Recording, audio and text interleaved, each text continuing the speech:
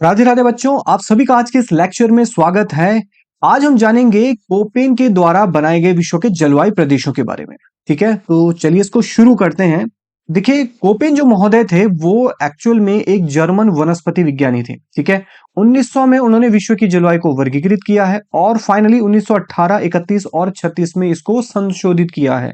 ठीक है, तो इस प्रकार कोपेन ने विश्व की जलवायु को 5 भागों में बांटा है और उसे सिंप्लीफाइड करने के लिए उन्होंने अंग्रेजी के अल्फाबेट्स ABCDE, इन 5 अल्फाबेट से उन्होंने विश्व की जलवायु को संबोधित किया। ठीक है, लेकिन उन्होंने जो अपनी जलवायु वर्गीकरण प्रस्तुत किया उसका आधार क्या था? कैंडोल के द्वारा प्रस्तुत वनस्पति कटिबंध।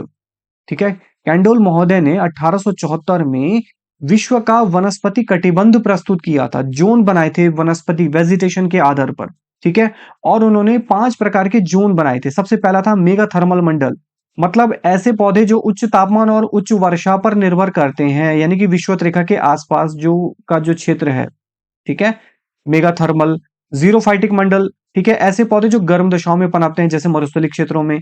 मेसोथर्मल, ऐसे पौधे जो सामान्य ताप और वर्षा में पनपते हैं, मतलब जो मानसूनी जलवायु वाली कंडीशंस होती हैं। ठीक है, माइक्रोथर्मल, ऐसे पौधे जो सामान्य ठंडी दशाओं में पनपते हैं, शीतोष्ण कटिबंध के क्षेत्र जो हैं। और हेकिस्टोथर्मल मंडल, ऐसे पौधे जो टुंड्रा प्रदेश में पनपते हैं। ठीक है, जो टुंड्रा रीजन्स होते हैं। तो इस प्रकार कैंडल ने विश्व को 5 जोन में बांटा था वेजिटेशन के आधार पर। ठीक है, तो कोपेन ने इसको ही अपने जलवायु वर्गीकरण का आधार माना। ठीक है, दूसरा उन्होंने क्या आधार माना? उन्होंने तापमान, वर्षा और मौसम संबंधी दशाओं को आधार माना। ठीक है, और इस आधार पर उन्होंने विश्व की जलवायु को 5 भागों में बांटा। इसमें ए प्रकार की जो जलवायु है उसे कहा उन्होंने उष्ण कटिबंध प्रकार की जलवायु। ठीक है, बी प्रकार की जलवायु को कहा शुष्क जलवायु, सी को कहा समशीतोष्ण आर्द्र जलवायु, डी को कहा शीतोष्ण जलवायु और ई को कहा शीत जलवायु। ठीक है, अभी बोलने में इतना आसान लग रहा है लेकिन इसमें दिक्कतें आनी शुरू हुई। ठीक है, कैसे हुई? अब जैसे जो उष्ण कटिबंध है, उष्ण कटिबंध का इलाका कहां पर आता है? लास्ट कुछ कक्षाओं में हमने जाना कि ये है 0 डिग्री की विषुवत रेखा। तो 0 डिग्री से 23 डिग्री उत्तर यानी कि कर्क रेखा और 23 डिग्री दक्षिण यानी कि मकर रेखा के बीच का जो क्षेत्र है वो कहलाता उष्ण कटिबंध। ठीक है, ये तो हमने जाना। ठीक है, आप जानते हैं कि 1 डिग्री अक्षांश में 110 kilometre, on an average 111 kilometre का अंतर आता है। ठीक है, तो 0 से 23 डिग्री अक्षांश में लगभग लगभग 2500 किलोमीटर का अंतर आएगा और नीचे भी 2500 किलोमीटर का अंतर आएगा। यानी कि जो उष्ण कटिबंध का जो क्षेत्र है वो लगभग लगभग 5000 किलोमीटर का चौड़ा क्षेत्र है। 5000 किलोमीटर कम नहीं होता है। ठीक है, अगर भारत के उत्तर और दक्षिण की लंबाई को नापें तो ये है 2933 किलोमीटर। ठीक है, ऑन एन एवरेज 3000 किलोमीटर लगा लीजिए आप। ठीक है, और आप जानते हैं कि भारत के दक्षिण की जलवायु किस प्रकार है और उत्तर की जलवायु किस प्रकार है। तो जब 3000 किलोमीटर में इतना वेरिएशंस है तो 5000 किलोमीटर का जो उष्ण कटिबंध का जो क्षेत्र है उसमें कितना वेरिएशन होगा। तो इस प्रकार इस पूरे क्षेत्र के लिए एक प्रकार की जलवायु को निर्धारित नहीं किया जा सकता। ठीक है, तो ये तो कोपेन को भी पता थी। इसीलिए उन्होंने क्या किया, जो ये ABCDE जो उन्होंने पहली कैटेगरी बनाई उसको सब कैटेगरी में डिवाइड किया। ठीक है, और इन सब कैटेगरी को उन्होंने FWM और S नाम से संबोधित किया। ठीक है, F का मतलब है शुष्क मौसम नहीं, W का मतलब शुष्क शीत ऋतु, M मानसूनी जलवायु और S का मतलब शुष्क ग्रीष्म ऋतु। ठीक है, अब उन्होंने जो ये जोन है इस जोन को भी सब क्लासिफाइड करने का प्रयास किया है। तो इस आधार पर उन्होंने जो जलवायु का वर्गीकरण किया उसमें सबसे पहले है A और F। इसे उन्होंने कहा है उष्ण कटिबंधीय आर्द्र जलवायु, विषुवत वृत्त के निकट पाई जाती है। जो 0 डिग्री अक्षांश है उसके आसपास इस प्रकार की जलवायु पाई जाती है। ठीक है, प्रत्येक दिन बारिश होती है। इस क्षेत्र की एक विशेषता है कि यहाँ पर रोज शाम को 4 बजे के आसपास बारिश होती है, रोज होती है। इसीलिए इसे 4 बजे की वर्षा वाला क्षेत्र भी कहा जाता है। ठीक है, इस क्षेत्र में तापमान ऊंचा रहता है। ठीक है, क्योंकि सूर्य की किरणें लंबवत पड़ती हैं और वार्षिक तापांतर नगण्य होता है। यहाँ मैक्सिमम टेम्परेचर अगर 30 डिग्री है तो मिनिमम टेम्परेचर भी 25 डिग्री है। ठीक है, तो वार्षिक तापांतर बहुत ही कम है। दैनिक तापांतर ही कम है तो वार्षिक तापांतर बहुत ही कम है। जैव विविधता बहुत ही उच्च है क्योंकि एक तो यहाँ पर तापमान बहुत ऊंचा है और रोज बारिश हो रही है, तो इस वजह से सबसे ज्यादा जैव विविधता इसी क्षेत्र में पाई जाती है और इसी कारण यहाँ पर सदाबहार वन पाए जाते हैं। ठीक है, आप इस मैप में देख सकते हैं जो ये डार्क ब्लू एरिया है, अमेज़न बेसिन का जो डार्क ब्लू एरिया है, या फिर ये मध्य अफ्रीका का जो एक क्षेत्र है और इसी प्रकार इंडोनेशिया का जो एक क्षेत्र है, तो इन सारे क्षेत्रों में किस प्रकार की जलवायु पाई जाती है? AF प्रकार की जलवायु पाई जाती है, ठीक है, उष्ण कटिबंधीय आर्द्र जलवायु पाई जाती है। दूसरा इसमें कैटेगरी AW, जिसे उन्होंने कहा है उष्ण कटिबंधीय आर्द्र एवं शुष्क, ठीक है। मतलब इस प्रकार की जो जलवायु है वो विषुवत रेखा के उत्तर और दक्षिण वाले इलाकों में पाई जाती है, ठीक है। वार्षिक वर्षा जो है AF और नेक्स्ट कैटेगरी जो AM होगी उसकी तुलना में यहाँ पर काफी कम होती है, ठीक है।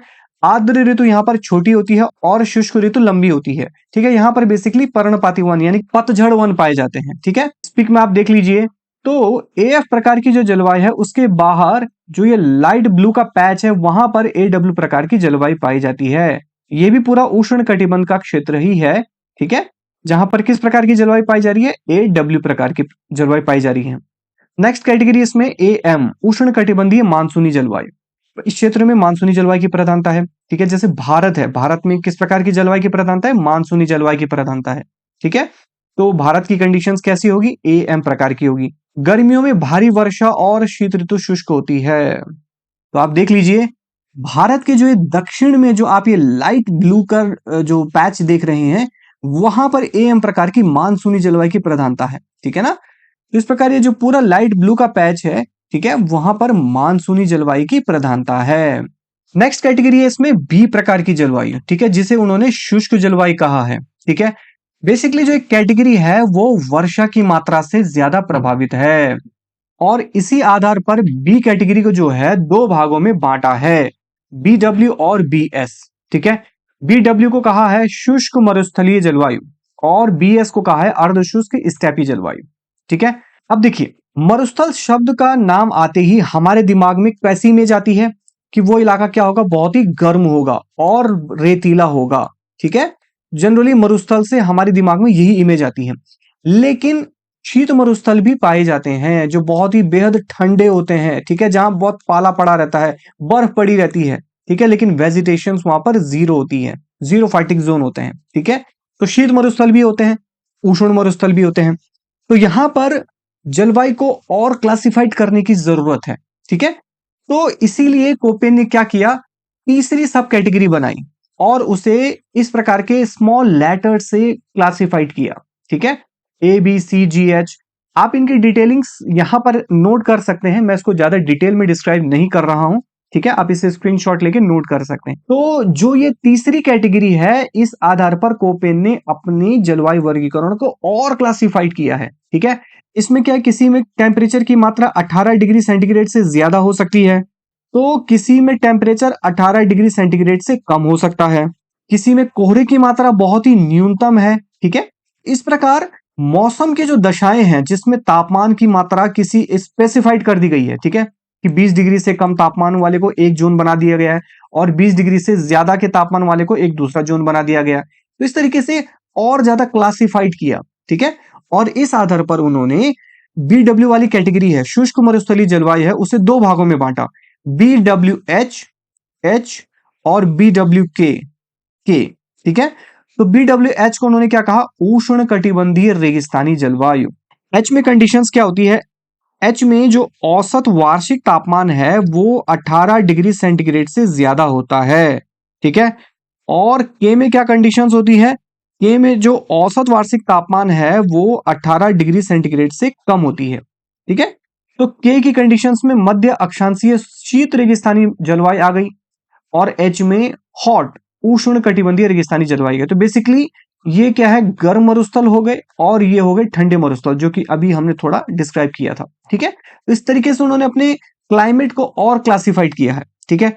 नेक्स्ट कैटेगरी जो BS वाली थी उसे भी उन्होंने दो भागों में बांटा, BSH उष्ण कटिबंधीय स्टेपी जलवायु, ठीक है। स्टेपी जो है घास के मैदान होते हैं, ठीक है, और मध्य अक्षांशीय स्टेपी जलवायु, ठीक है। तो B को भी इस तरीके से जो BW और BS की कैटेगरी है उसे अलग अलग क्लासिफाइड किया है अपनी तीसरी सब कैटेगरी के आधार पर, ठीक है, जिसमें टेम्परेचर, वर्षा की मात्रा, कोहरे की कंडीशंस, तापांतर, जो डेली टेम्परेचर रेंज है या फिर जो एनुअल टेम्परेचर रेंज है, ठीक है। तो इस आधार पर उन्होंने क्या कर दिया? अपने जलवायु वर्गीकरण को और क्लासिफाइड कर दिया।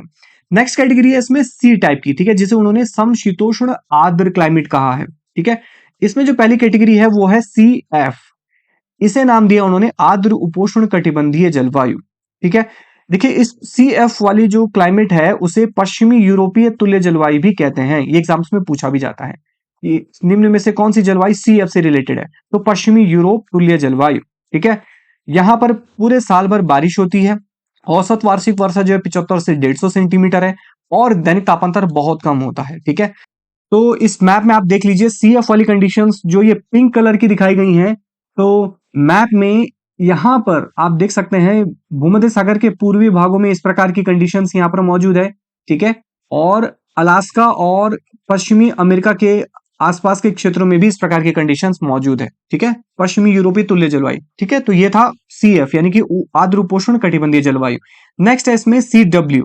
देखिए इस प्रकार की जलवायु को कहा जाता है चीन तुल्य जलवायु। ठीक है, सी एफ था पश्चिमी यूरोप तुल्य जलवायु, सी डब्ल्यू है चीन तुल्य जलवायु। ये आपको ये ध्यान रखना है। इसमें शीतकाल शुष्क होता है और ग्रीष्मकाल में अत्यधिक वर्षा होती है।